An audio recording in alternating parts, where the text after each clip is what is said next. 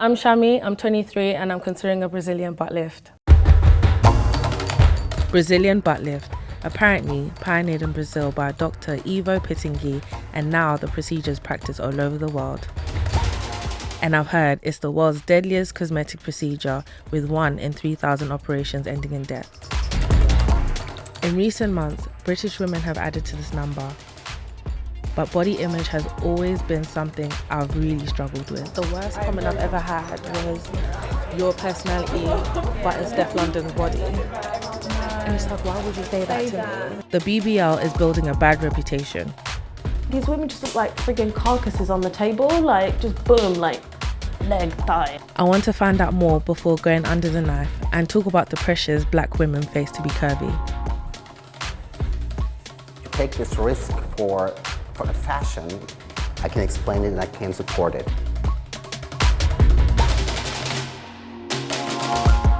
My family back home would probably be thinking, why would you put yourself under the knife? Are you crazy? You could lose your life. But usually in the African culture, it's always like, no, the bigger the better, or the curvier the better.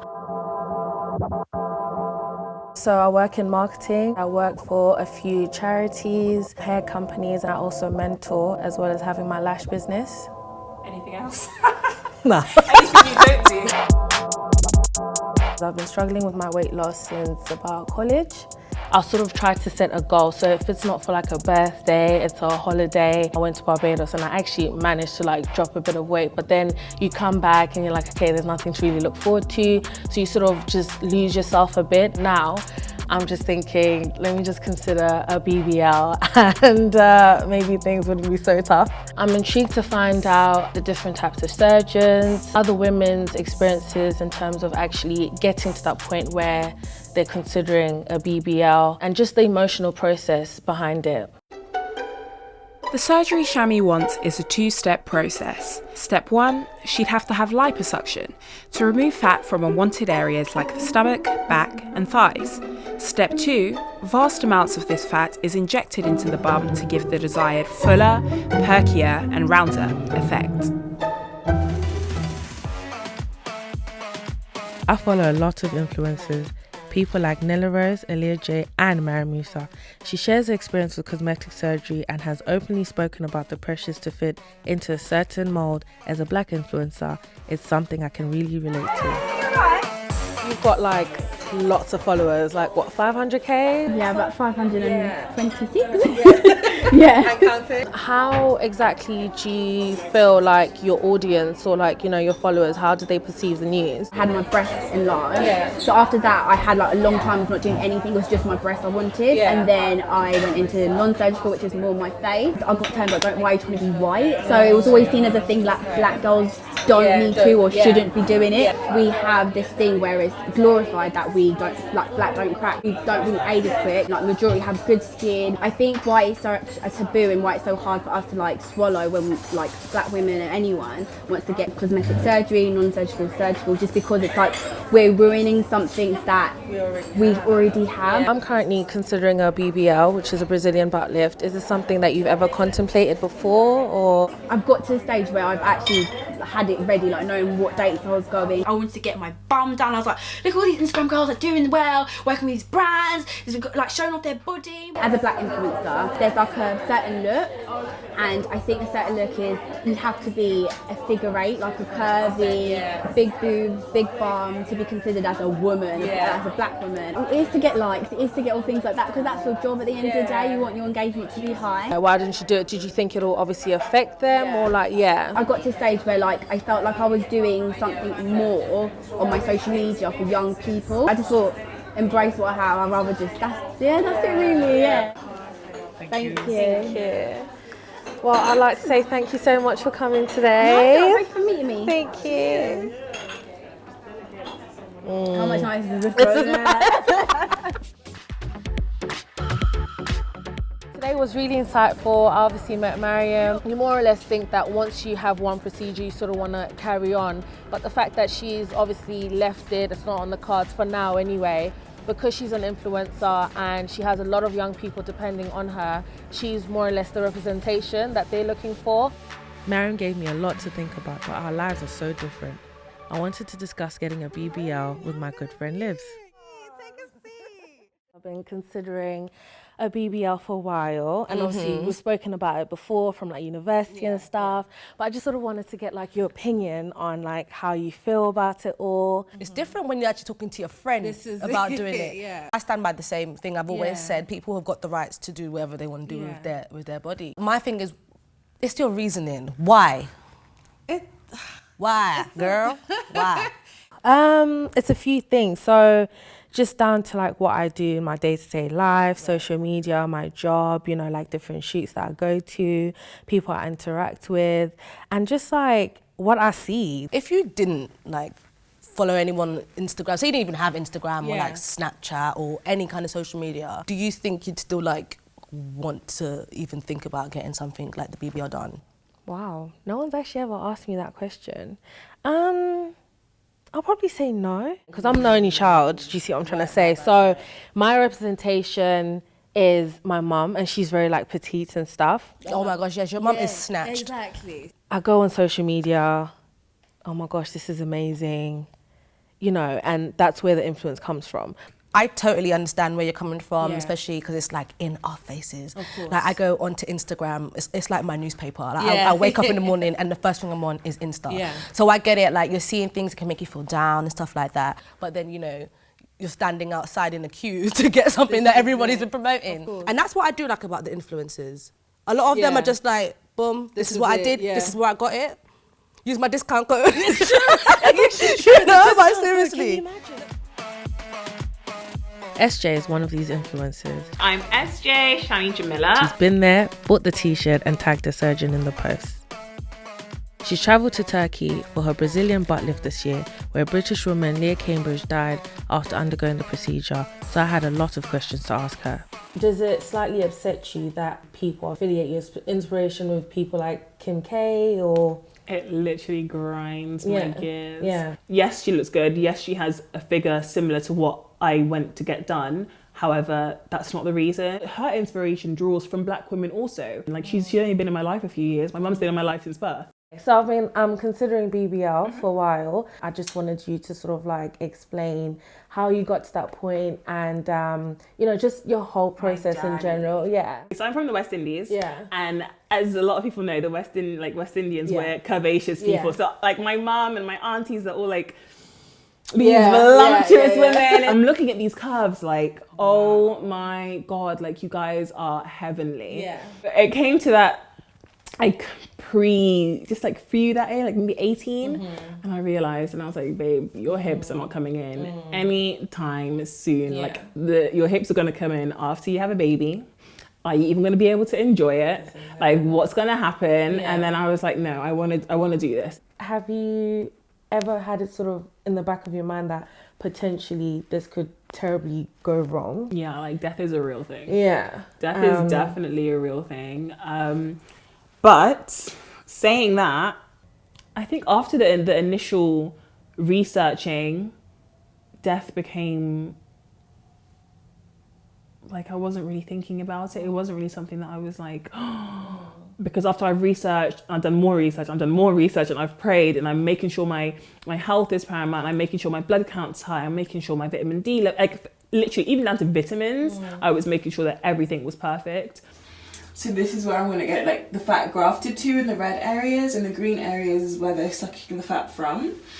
And I've got around 40 minutes to an hour until I have my surgery.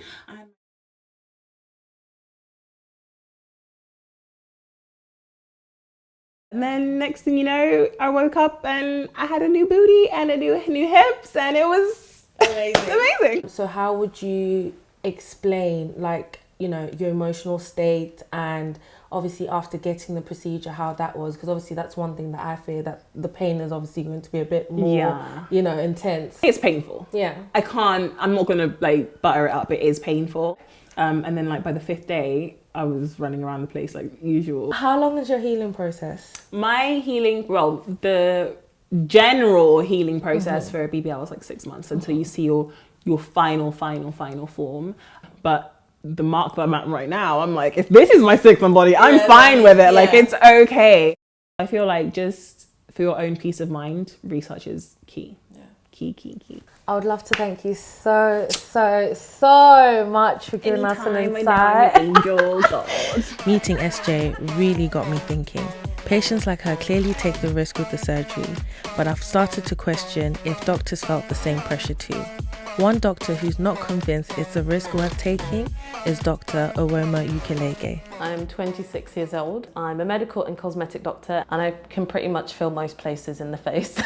Chin, jawline, nose to mouth lines, marionette lines, lips, nose, cheeks, cheekbones. So in terms of the people that come and see me, it's pretty much 98% women. My black clients say to me that they've come to see me because I'm black and therefore I get them.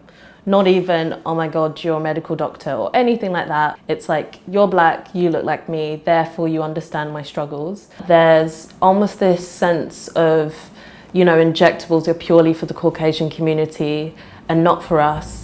And if for whatever reason we are considering injectables, it means that we're not proud of ourselves or we're not self-confident. There's a lot of secrecy surrounding aesthetic treatments in like the black and mixed communities. You know, people are reluctant to even say where they get their hair done. I've definitely toyed with the idea of offering a type of butt enhancement. So you can get injectables that stimulate collagen within that area. Obviously from a financial business point of view, it could be really good. But again, on the flip side, I felt as though, if you start offering this, what message are you sending out? Especially as a black woman, I almost feel responsible for having that stance. Occasionally, I'm just kind of looking at these Instagram profiles of these clinics. You see these images of ladies, pretty much everything exposed. These women just look like friggin' carcasses on the table, like just boom, like leg, thigh. It's almost a trend where black women are almost becoming like a modern day caricature of themselves. I'd heard from a doctor who doesn't offer butt enhancement. It was time to talk to one who did. Dr. Kramer's performed BBL surgeries in the UK and abroad, but he recently turned his back on the procedure. Hello, Shami, you made it. I wanted to know why and get a real breakdown of the risks. I've been looking into the different prices for the BBL procedure, some down to like £2,000. £2,000, what you just told me, sounds so inexpensive that I would wonder the credentials, the experience of the surgeon. Be careful. How do you perceive the fact that people are actually going out of the country? It would be really condescending to say, oh, in Turkey they're not good. That's not true. There will be very good surgeons too. Worldwide, you can go to any country, there will be great surgeons, but you must know who they are. Do you speak Turkish well enough? Probably not. Does the doctor speak English well enough to express himself? After picking Dr. Kramer's brains, he assessed if the BBL I wanted was even a possibility. There she is. Shami, you remember the song? You can leave the hat on. That's what you remind me of. Turn around. I want to see. What is this? Okay. Okay. Where do you think you want the fat? Aha. Interesting. When you stepped out of the bathroom in front of the mirror, I was really surprised you're here for BBL because, let me tell you, your buttocks look great. It's really, it's full, it looks completely proportionate. And actually you are a girl who makes probably a lot of other girls jealous because they come to have the BBL to have exactly what you have. Your problem is more on the side of the buttocks. There's like a dent, I've seen that, so you're right. There's something missing and you want to have this filled. You showed me the areas where you want to take the fat, me to take the fat. There is enough, don't get me wrong. I don't mean it like it sounds, but there's enough to transfer to your buttocks. But could you just explain further what it actually consists of? 2 steps. In the first step, we remove fat. We do an extensive radical liposuction to whatever area needs to be shaped. And in the second step, we take this fat and we inject it in the areas which want to be enhanced in the buttock. Could you explain the risk? A lot of patients think it's a quick procedure, it's harmless, but we shouldn't forget that 1 in 3,000 procedures ends deadly. So this is basically the highest death complication risk in any cosmetic surgery by far. Shami, what you shouldn't forget is that a BBL is a so-called blind procedure. I have the risk that I could injure a vessel and I pump milliliters and milliliters in this vessel and I cause a fat emboly. A fat embolus will hit the lung or the heart and you die within seconds of a lung emboly or a heart attack. I, for myself, decided not to inject into the muscle anymore. So you will have to sign this risk of death. It's fashionable. In a few years, it might not be fashionable anymore. And to risk your life for that, I don't understand it. I'm not ridiculing you as a patient and say, oh, that's a fashion. For you, it's not a fashion. It's how you define yourself as a black woman. So I totally get that. However, we should not forget this tremendous risk of life and death. We see YouTube videos, vloggers, influencers talking about the experience, but no one actually explains it into depth the way you have. And you know, you've really given me an insight into, well, the truth. I think you look really cool, and it would be wrong thing to take this risk. Okay? Give me a hug. Thank you so much.